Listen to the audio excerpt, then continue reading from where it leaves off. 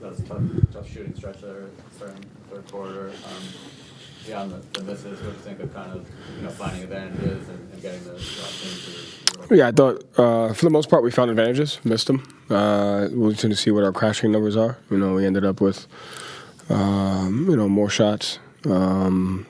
We'll see what those numbers are. But I thought we went through some good moments of advantage creation and missing shots. But then I thought they turned their pressure up a little bit, and we just weren't sharp on the execution. A little bit in the second half there.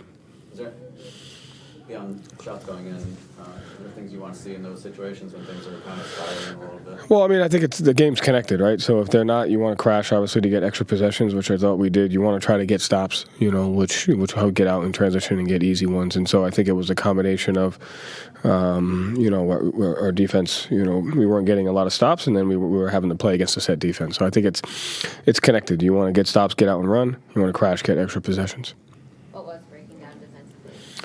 They did a good job on their dribble drive. I mean, they're obviously the number one three-point shooting team in the league, so they spread you out and they force you to, decide. You have to guard the ball.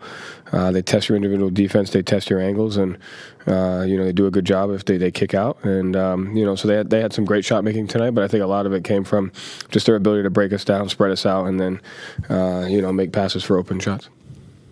How did you feel did the misses put stress on the defense as well? I think it was a combination of both. I think our defense put stresses on our offense, and I thought it was connected in that one. I thought, again, they shot 58% from the field and 45% from three. So I think it was a little bit of both, where we got to defend better, and then we got to make shots and get extra possessions.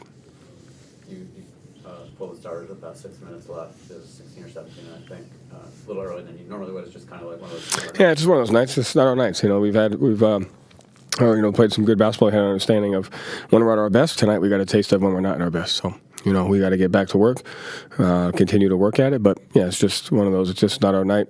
We move on to the next one. You guys were in such a good rhythm there for a while. Do you feel like the break kind of broke that up? I have no idea. I mean, can't control it. So, regardless, we just got to continue to get better. You mentioned some of their shot making. Kuzma and Portis obviously had big nights. Is there anything specific you can try to do defensively?